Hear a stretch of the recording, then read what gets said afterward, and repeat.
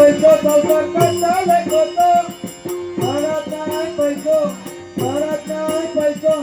घरात नाही पैसो संसार करता होतो संसार करता होतो संसार करता होतो आता वैता दिलो या संसारात आता वैता दिलो या संसारात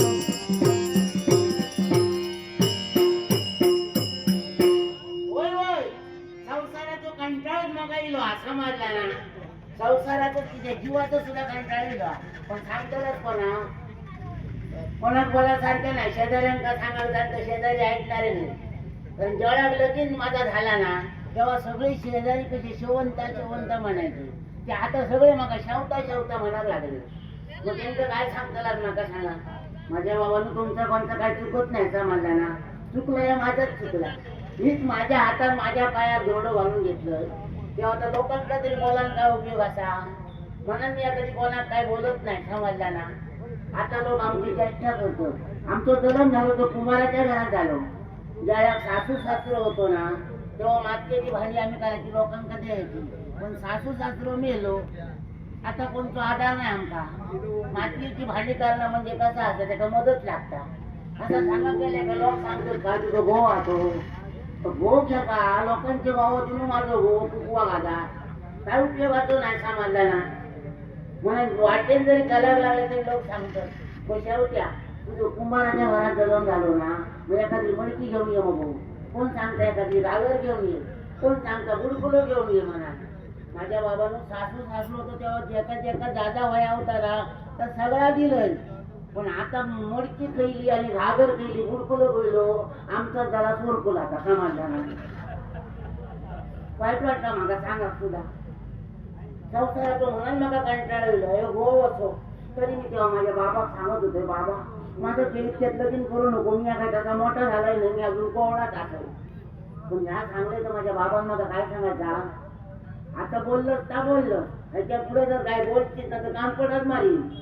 तुका समजत नाही चार माणसाचं लगीन जळायला लावाया आणि घरात 100 हत्ती पोचूक बरे पण या चार माणूस पोचूक बरा नाही पोचून माझं बाबूच बोलायला लागलो ना मी आपला गप्पी फिरवले बाबाच्या पुढे बोलतानाच कसा वाडीतले सगळे पोर बोलायला लागले अण्णा कुमार लगीन करता बरो असा अण्णा कुमार लगीन करता बरो असा तेव्हा माझ्या बाबांनी म्हटले आणि तो जर बरो असा ना तर एक दिवस त्याला आमच्याकडे घेऊन ये म्हणून सांगलं एक दिवस काय झाला हे अण्णा पगडी पिगडी बांधल्या आणि आमच्या पुढल्या बाकड्या घेऊन बसलो माका काय वाटलं भाऊ बसलो स्वतः बसलो म्हणून मी ओळख केलंय ओळख ना आमची एक बारी असा वाकण बघला का पुढल्याचा सगळा दिसता मी जर वाकण बघले ना जाड जूड कुंट्यासारखं बापलो नका दिसलो माका वाटलं पोर बोलत वाढी तिथे खोटा नाही बरा असा माझं संसार सुखाचं होतं आणि आमचं दोघांचं लगीन झाला आणि काय सांगा बापूर सांगा सुद्धा मला वाईट वाटतं ऐकला की त्या तर आपल्या घरचं कधी कोणी कोणा सांगायचं नसता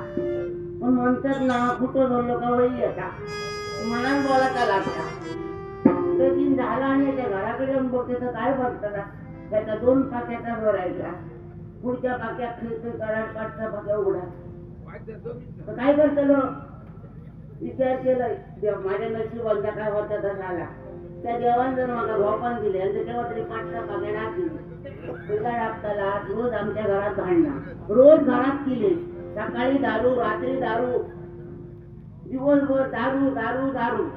मग आपल्या बापी एवढं कसं संसार करताना म्हणून म्हणते मी मला संसाराचं कंटाळलं आता सकाळी बाहेर पडत गेलो आरोग्य बघतो नाही समाजाला